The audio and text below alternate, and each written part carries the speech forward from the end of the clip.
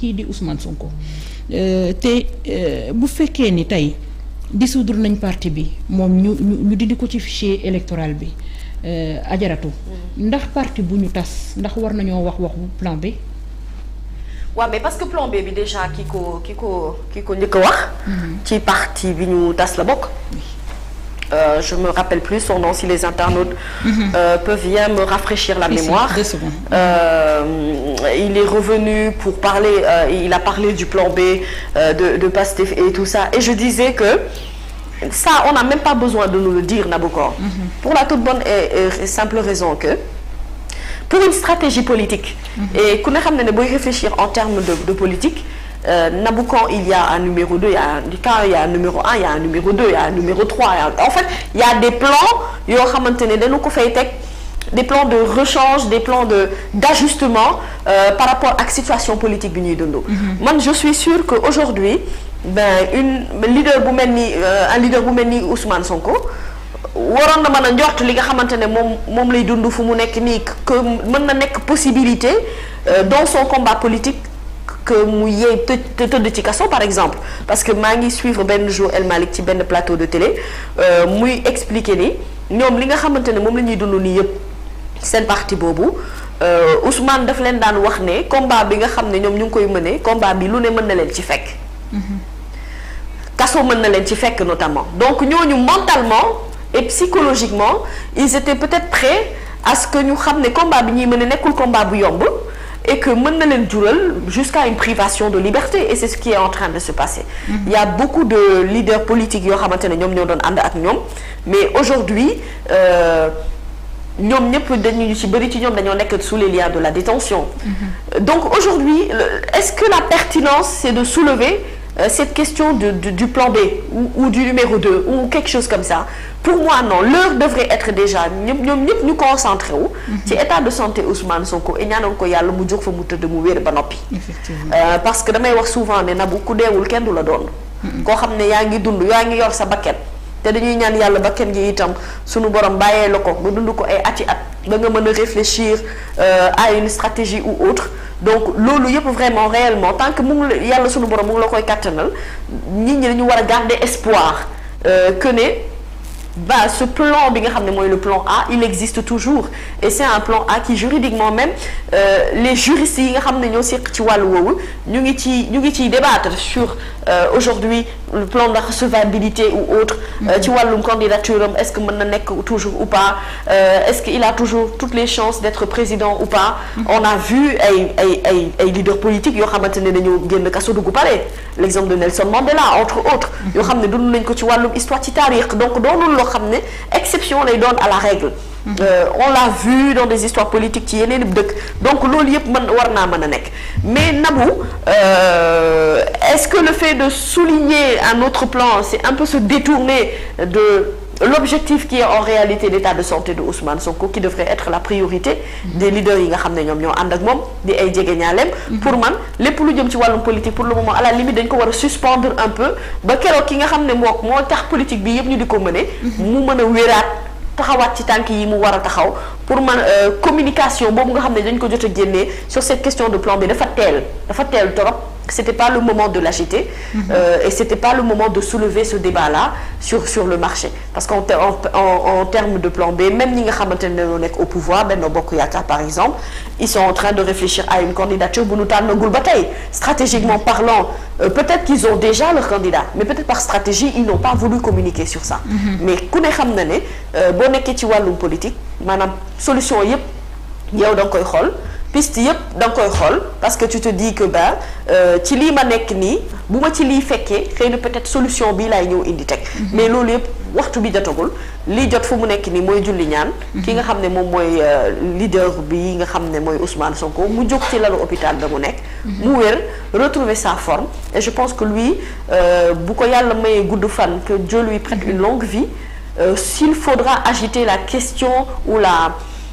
question du plan B peut-être que lui il sera à mieux de pouvoir le conduire ci xel mu dal.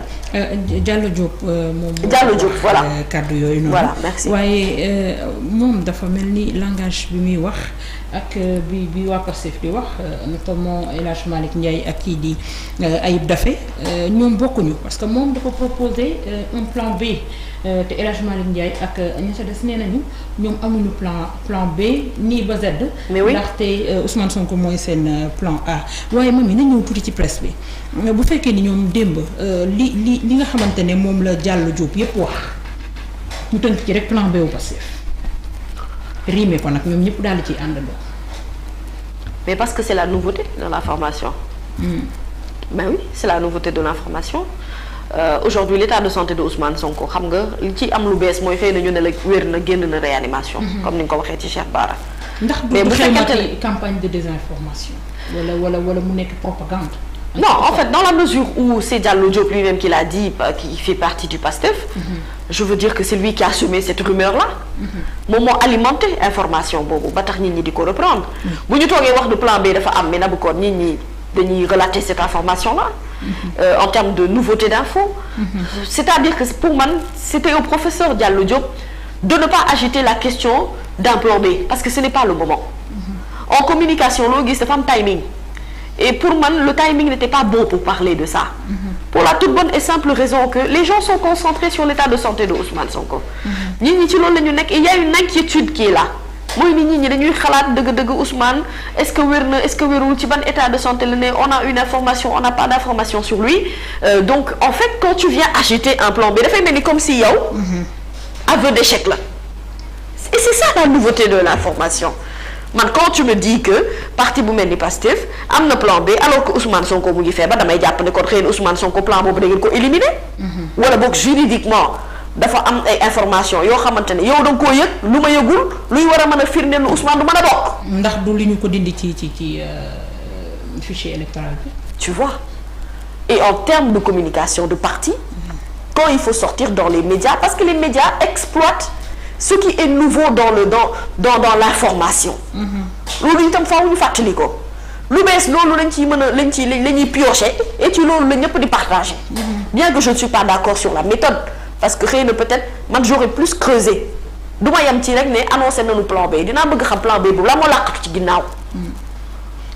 encore une fois nee na dootoo leen presse. waaw non on entendra tous les mots parce que sincèrement ça fait un bon moment que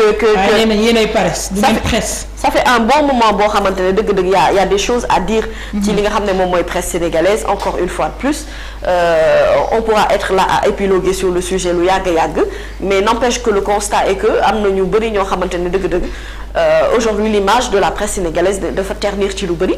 ci lu ñu jot a liggéey mais dama ne Nabou gis nga am na foo xamante ne bu ñu fa nekkee ci wàllum information ak ci wàllum xibaar danoo war a xool segg bu baax li ñuy wax et puis li ñuy wax aussi